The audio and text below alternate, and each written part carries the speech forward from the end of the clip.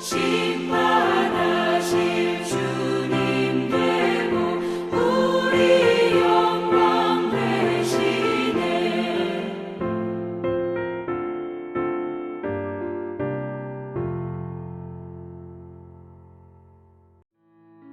6월 12일 오늘의 말씀은 잠언 22장 17절에서 29절입니다. 너는 귀를 기울여 지혜 있는 자의 말씀을 들으며 내 지식에 마음을 둘지어다. 이것을 내 속에 보존하며 내 입술 위에 함께 있게 함이 아름다우니라.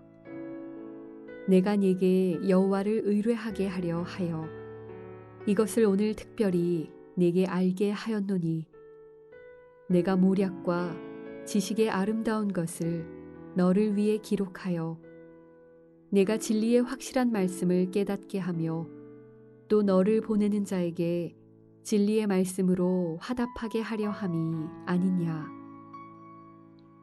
약한 자를 그가 약하다고 탈취하지 말며 곤고한 자를 성문에서 압제하지 말라.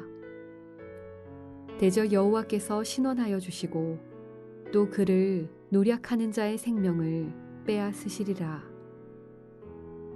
노를 품는 자와 사귀지 말며 울분한 자와 동행하지 말지니 그의 행위를 본받아 내 영혼을 올무에 빠뜨릴까 두려움이니라. 너는 사람과 더불어 손을 잡지 말며 남의 빚에 보증을 서지 말라. 만일 갚을 것이 내게 없으면 내 누운 침상도 빼앗길 것이라. 내가 어찌 그리 하겠느냐. 내 선조가 세운 옛 지계석을 옮기지 말지니라. 내가 자기의 일에 능숙한 사람을 보았느냐. 이러한 사람은 왕 앞에 설 것이요 천한 자 앞에 서지 아니하리라.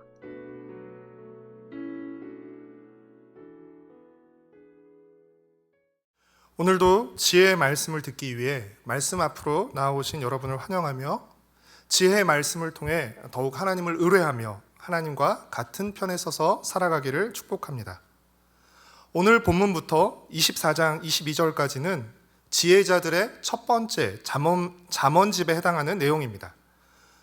17절부터 21절까지는 기록 목적을 제시하고 있는데 그 목적은 한마디로 여호와를 의뢰하며 살게 하려는 것입니다. 19절 말씀입니다. 내가 네게 여호와를 의뢰하게 하려 하여 이것을 오늘 특별히 내게 알게 하였노라. 하나님을 의뢰하며 살기 위해서는 귀 기울여 하나님의 말씀을 잘 듣고 그 말씀을 깊이 간직하고 새겨야 합니다.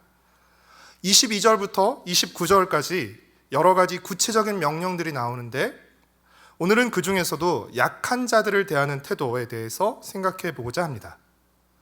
잠언이 그리고 성경이 약자에 대해서 말하는 태도는 분명합니다. 약자를 무시하지 말고 괴롭히지 말라는 것입니다. 22절 말씀입니다. 약한 자를 그가 약하다고 탈취하지 말며 곤고한 자를 성문에서 압제하지 말라. 당시 성문은 법정이 서는 공개적이고 공적인 장소였는데 예나 지금이나 법정은 약한 사람들보다는 힘있고 돈 많은 사람들에게 유리한 곳입니다. 힘있고 돈 많은 사람들을 편들어주는 사람은 많지만 힘없고 돈 없는 사람들을 편들어주는 사람은 없기 때문입니다. 그러나 우리는 23절에서 정신이 번쩍 드는 말씀을 듣게 됩니다. 그것이 무엇입니까? 하나님께서는 약한 자의 편에 서서 싸우신다는 것입니다. 23절 말씀입니다. 대저 여호와께서 신원하여 주시고 또 그를 노략하는 자의 생명을 빼앗으시리라. 신원하여 주신다는 것은 소송을 위해 싸워 주신다는 뜻입니다. 하나님이 변호해 줄 사람이 없는 가난하고 약한 자들을 위해 변호인이 되어 그들의 억울함을 풀어 주신다는 것입니다. 그뿐 아니라 약한 사람들의 적은 소유마저 노략하는 사람들의 생명을 하나님께서 노략하시겠다고 하십니다. 무서운 말씀입니다. 만약 우리가 약한 자들의 것을 노략하면 하나님께서 우리의 것을 노략하시겠다는 것입니다. 만약 우리가 옳지 않은 것인 줄 알고도 혹시 우리에게 피해가 오거나 또는 이익을 얻기 위해 강한 자들의 편에 서면 우리는 하나님과 반대편에 서게 된다는 것입니다. 그러니 약한 자들의 것 건드리지 말라는 것이죠. 28절에 선조가 세운 옛 지계석을 옮기지 말라는 말씀도 같은 맥락의 말씀입니다. 사랑하는 성도 여러분, 잠언은 일관되게 약한 자, 가난한 자를 대하는 태도가 곧 하나님을 대하는 태도라고 말하고 있습니다. 잠언 14장 31절과 17장 5절은 가난한 사람을 학대하고 조롱하는 자는 그를 지으신 하나님을 멸시하는 자라고 말하고 있고, 잠언 19장 7절은 가난한 자를 불쌍히 여기는 것은 하나님께 구워드리는 것이라고 말하고 있습니다. 그뿐 아니라 예수님도 마태복음 25장에서 지극히 작은 자 하나에게 한 것이 곧 내게 한 것이며 지극히 작은 자 하나에게 하지 아니한 것이 곧 내게 하지 아니한 것이라고 말씀하셨습니다. 그러나 안타깝게도 우리 사회는 점점 더 노골적으로 가난한 자와 약자에 대한 조롱과 멸시를 드러내고 있습니다. 믿고 싶진 않지만 아이들도 너 어디 사냐? 평수가 얼마냐로 서로 차별하고 조롱한다는 이야기를 들었습니다. 그 중에 과연 교회 다니는 아이는 없을까요? 잠언 20장 11절은 비록 아이라도 자기의 동작으로 자기의 품행이 청결한 여부와 정직한 여부를 나타내느니라고 기록하고 있습니다. 나이가 어리다고 해서 약자를 조롱하거나 멸시해도 되는 건 아닙니다. 왜냐하면 약자를 조롱하거나 멸시하는 것은 곧 하나님을 멸시하고 조롱하는 행위이기 때문입니다. 사랑하는 성도 여러분, 약자와 가난한 자를 대하는 태도가 하나님을 대하는 태도입니다. 우리는 이 사실을 명심해야 합니다. 하나님은 약자와 가난한 자들도 지으셨고 그들을 신원하십니다. 그들을 위해 변호하시고 또 재판하십니다. 하나님을 거역한 이 세상은 나 혼자만, 강한 자만 살아남는 적자 생존의 정글을 만들지만 하나님이 설계하시고 완성해 가시는 세상은 모두 함께 가장 작은 자도 안심하고 존중받으며 살아갈 수 있는 세상입니다. 그 세상이 바로 하나님 나라이며 하나님은 우리를 그 나라의 백성으로 불러주셨습니다. 우리는 하나님 나라의 백성으로 하나님의 나라를 함께 만들어 가야 합니다. 약한 자를 불쌍히 여기고 그들을 도와야 합니다. 하나님 나라의 백성, 주님의 제자는 정의로울 뿐 아니라 따뜻해야 합니다. 오늘의 암구호는 하나님과 같은 편에 서서 하나님의 나라를 함께 만들어 가라입니다. 오늘은 특별히 우리 주변의 약자들, 조롱당하고 멸시당하는 약자들을 위해 기도했으면 좋겠습니다.